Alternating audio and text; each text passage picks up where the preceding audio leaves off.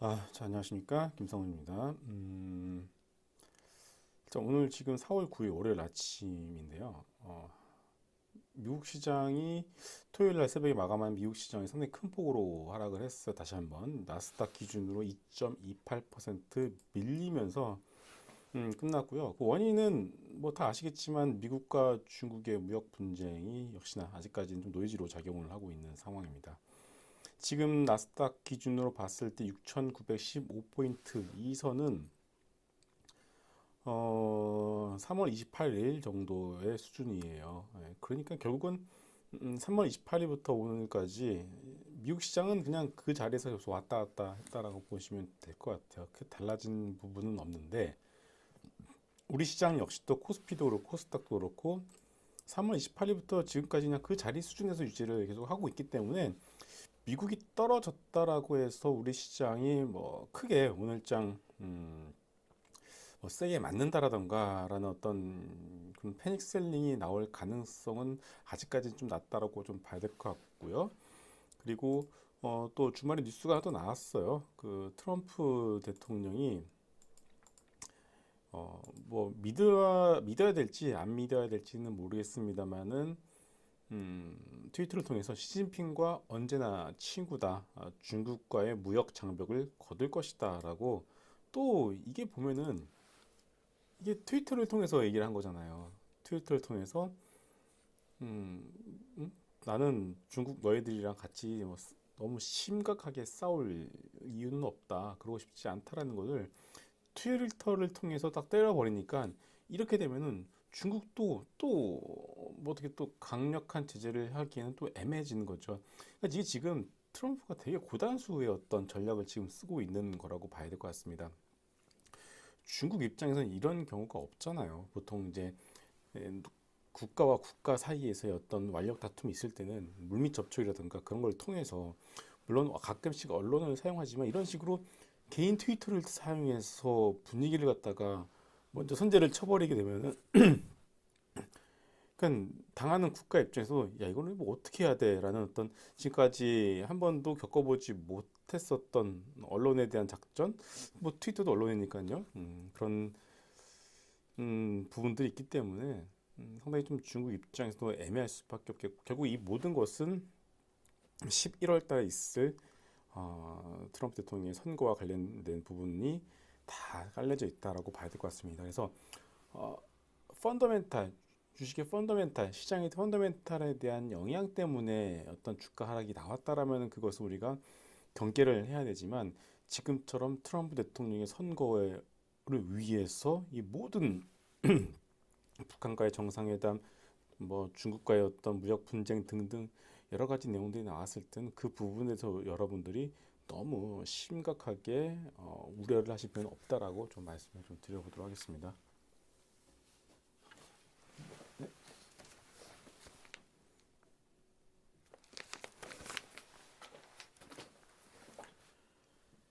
자, 그리고 이제 한번 종목 한번 보도록 할게요. 일단은 지금 제가 그 여러분 텔레그램을 쓰시는지는 모르겠는데 제가 텔레그램을 통해서 좀 많은 내용들을 올려드리고 있는 상황이에요. 나중에 그 텔레그램 주소도 제가 공개를 하도록 하겠습니다. 일단 지난주의 흐름을 보시게 되면은 좀 뭐랄까요? 특징적인 부분들이 많아요. 역시나 제약바이오 중심의 상승세가 지속이 되고 있습니다. 뭐 HAB, 안트로젠 같은 종목들을 대표적으로 해서 파미셀, 오스코텍, 젠백스까지 이제는 뭐 상승 동참을 하고 있고요. 지트리비엔티도 대표적인 삼상 관련돼서 라이센스 아웃 기대감이 있는 종목 중에 하나인데 지트리비엔티도 역시나 신고가를 다시 한번 기록을 하면서 제약 바이오 중심의 상승세가 이어지고 있고 이제 그러다 보니까 미국 시장이 세계 뭐 큰 폭으로 밀렸음에도 불구하고 지난주에 흐름들을 봤을 때는 미국 시장이 큰 폭으로 언제였죠? 3월 29일이었나요? 그 당시에도 나스닥 지수가 마이너스 거의 한 마이너스 2.74% 밀렸음에도 불구하고 우리나라 시장은 상당히 큰 폭의 어떤 상승세를 보여줬거나 아니면은 견조한 흐름세를 보여줬기 때문에 아직까지는 이런 흐름들이 바로 꺾일 가능성에 우리가 베팅을 하기보다는 조금 밀리면 담는 어떤 그런 전략이 아직까지는 맞지 않을까 싶습니다. 그리고 제약바이오 종목들 몇 개 더 말씀을 드리게 되면은 뭐 루트로닉, 테라젠, 이테스, 뭐 동성製약, 바이넥스, 바이오톡스텍, 태고사이언스, 아이진, 뭐 3개월 이상 조정의 흐름세를 보였었던 나노메딕스와 필룩스 같은 종목들도 다시 한번 좀 반등에 동참하는 모습이 나왔고, 삼천당제약이라고 있죠. 제가 한 1년 동안 꾸준하게 좀 말씀을 뭐 환경을 통해서 환경 방송을 통해서 말씀을 드렸던 종목 중에 하나인데, 삼천당제약이 다시 한번 신고가를 만들어냈어요. 뭐 어떤 재료가 있는지는 파악이 되고 있지 않고 뭐 안다라고 해도 그 문제가 되죠. 일단 뭐 어떤 뭐 내용이 있으니까 올라가겠죠. 삼천당제약이 상당히 큰 폭의 상승세를 보여줬었고, 그리고 자회사죠. DHB 코리아도 같이 덩달아서 올라가고, 이젠 좀 알짜 제약 회사들 역시도 반등에 동참하는 모습이 나오고 있습니다. BC 월드 제약이라는 종목 역시도 하나의 좀 기술력 하나는 나쁘지 않은 종목 중에 하나인데, 갑자기 야 이게 시장이 이런 현상이 왜 나타나냐면은, 야 제약바이오 중심으로 가는데 저거 HAB는 못 잡겠어. 그러면 뭘 사야 돼? 하다 보니까 덜 오른 종목들 중에서 이거는 이 회사는 상당히 공부를 해보니까 기술력이 탄탄하네. 이런 종목들의 수급이 확 몰려버리면서 급하게 상승세가 나오는 그런 모습이 나오고 있습니다. 물론 이런 현상이 나왔을 때가 어느 정도 그 섹터의 뭐랄까 클라이막스를 지나고 있을 때 이런 현상들이 나타나죠. 소위 개똥참의 랠리라고 해서 그 계절이 아님에도 불구하고 그 과일이 열리는 현상들을 뜻하는데, 어, 그러니까 이게 평소 같았으면 그 종목을 쳐다보지도 않았을 거예요. PC월드제약 물론 올랐습니다만은 평소에 우리가 시장에서 그 종목을 쳐다본 종목은 아니잖아요. 이런 종목들이 갑자기 튀어 올라간다라는 사실, 뭐 지혜팜텍 같은 종목도 마찬가지죠. 야, 그리고 윈팩이라는 종목 역시도 조금 개별주 성격이 있어요. 실제로 뭐 그 회사가 얘기하는 것처럼 미국에서 그런 뭐 당뇨병과 관련된 것들을 하는지는 모르겠습니다만은 이런 종목들에서 바닥에서 강하게 튀어 올라가는 현상이 나타나고 있다라는 것 또 본다라면은 제약바이오 중심의 시장 상승세가 지속이 되고 있습니다만은 이것이 뭐 되게 오래 간다라고 보시면 안 될 것 같아요. 제 개인적으로는 음, 급하게 화끈하게 한 번 더 나올 가능성이 있겠지만은 이게 뭐 꾸준하게 뭐 2개월, 3개월 연속 간다라고 보시면 안 될 것 같아요. 그 점은 여러분들이 제약바이오를 종목들을 건드릴 때는 그런 점들을 조금 유념해 두시면서, 나는 언제든지 당장 오늘이라도 만약에 확 밀려버리는 모습이 나온다라면은 나는 언제든지 일단은 뭐 새로 들어가신 분들은 로스컷을 하시거나 아니면 기존에 이미 들어가 있었던 좀 분들은 뭐 반 정도는 털시거나 어떤 그런 출구 전략, 제약바이오 출구 전략에 대한 부분도 여러분들이 꼭 생각을 하실 필요가 있지 않을까 싶습니다. 자, 그러면서 일단 같이 또 봐야 될 섹터가 중국 소비죠. 사드를 다 풀어준다고 했었고 그 기대감으로 한번 튀었다가 다시 다 내려왔어요. 역시나 기대감 같은 기대감인데 제약바이오의 기대감과 이 중국 소비의 기대감 좀 다르죠. 그런 것들을 조금 여러분들이 유념을 하실 필요가 있을 것 같아요. 왜냐면은 제약바이오는 숫자가 안 찍히잖아요. 제약바이오는 숫자가 필요 없고, 자 보세요. 최근에 시장을 눌렀을 때 환율에 대한 부분들인데 환율 이슈가 나왔음에도 불구하고 제약바이오는 올라갔어요. 아니야, 환율은 상관없잖아요. 두 번째, 숫자, 실적, 4분기 이제 삼성전자 실적 발표했죠. 어닝 서프라이즈 나왔어요.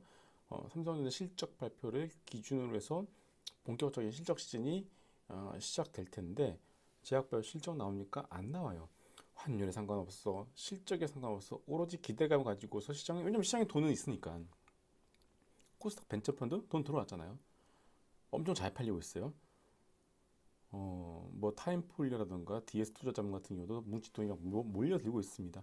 그런데 뭘 사야 되냐면은 결국은 음, 코스닥 내에서 어느 정도 시총이 있는 섹터를 살 수밖에 없기 때문에 제약바이오가 어느 정도 좀 갈 수밖에 없는 것이고, 그리고 숫자에 대해서 덜 민감하기 때문에 알면서 땡기는 거예요.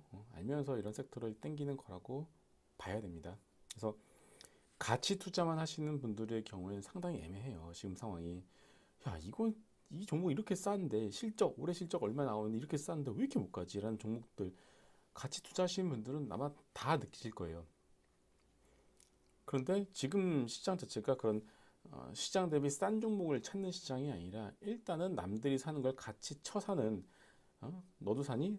쟤도 사? 그러면 아니, 나도 사야겠다 이런 시장이기 때문에 물론 주식시장의 속성 자체가 그렇지만은 대부분의 그런 현상이 나타났을 때는 어느 정도 실적에 대한 가이던스 뭐 미래에 대한 성장성이 정확히 보인다던가 업황이 완벽하게 턴 어라운드 됐던 것이 너도 확인이 되고 쟤도 확인이 되고 나도 확인이 될 때 그럴 때 가능하지만 지금 같은 경우는 좀 달라요. 지금 같은 경우는 HAB 뭐 10만 원 보낸다더라. 그래? 이런 논리기 때문에 그런 것만큼은 여러분 조금 이제 유념하면서 생각하시면서 시장을 좀 보실 필요가 있겠습니다. 여하튼 간에 그럼에도 불구하고 우리가 중국 소비 관련주들은 계속 봐야 돼요. 섹터에서는 제이준 코스메틱이 일단 화장품 내선 대장주 역할을 하고 있는 것 같습니다. 그렇다면 제이준 코스메틱과 더불어서 제이준 코스메틱의 그 대주주죠. 애플 리퍼블릭도 같이 봐야 돼요. 애플 리퍼블릭 같은 경우에는 워낙 시총도 싸고 물론 제이준 코스메틱보다는 영업이익이 덜 나오겠지만 그만큼 뭐 시총도 싸니까 그리고 중국 내에서 온오프라인 유통망을 확실히 가져가고 있기 때문에 좀 관심 있게 좀 봐야 될 종목 중에 하나라고 봐야 되고 보고 있어요. 그리고 역시나 뭐 화장품은 LG 생활건강이 역사상 신고가를 다시 한번 만들어냈습니다. 그 점에 대해서 여러분들 꼭 봐야 될 것 같아요.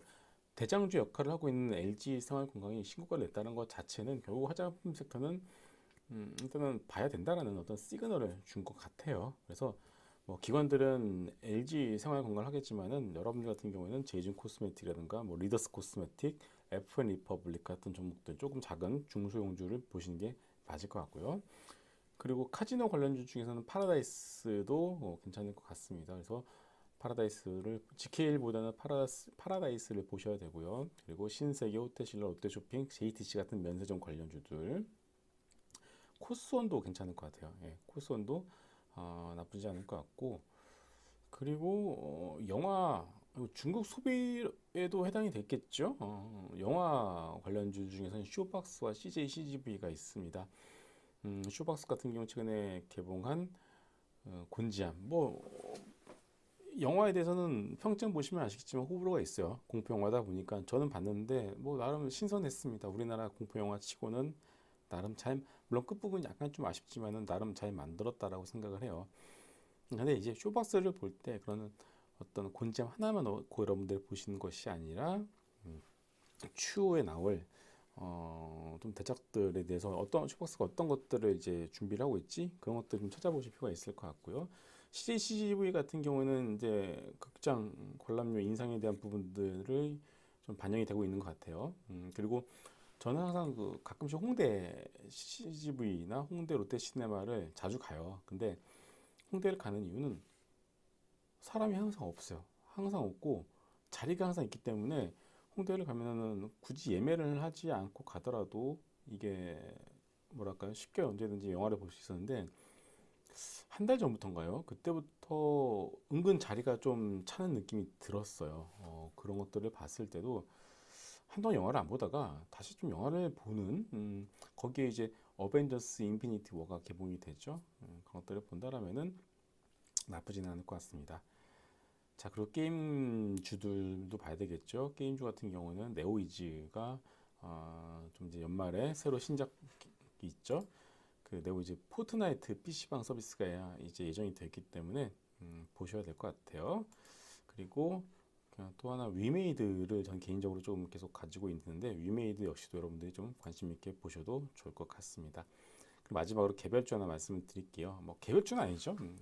결제와 관련된 부분인데 KG 이니시스라는 종목이 있습니다. KG 이니시스도 정말 3개월 정도 이거 가지고 계신 분들 아시겠지만은 박스권 내에서 올라갔다 내려갔다 올라갔다 내려갔다 하면서 되게 좀 답답했었던 종목 중 하나였는데 결국은 신고가를 냈어요. 올해 KG 이니시스 같은 경우는 작년 대비 영업이익이 상당히 큰 폭으로 증가할 것으로 뭐 세게 보시는 분들의 경우에는 영업이익 더블 정도로 보시는 경우가 많기 때문에 나쁘지도 않을 것 같습니다.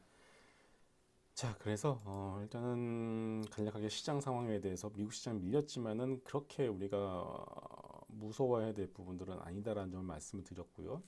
제약바이오 관련된 부분들은 역시나 시장의 주도 업종은 맞대 언제든지 이건 내가 뭐 출구 전략에 대한 부분들에 대한 전략을 여러분들이 꼭 가져가실 필요는 있다라고 말씀을 좀 드리고 싶고, 화장품 관련주들, 그리고 컨텐츠 관련주들, 그리고 게임주들 같은 경우도 일단 포트에 한두 개씩은 껴놓고 가실 필요가 있다라고 좀 말씀을 드리도록 하겠습니다.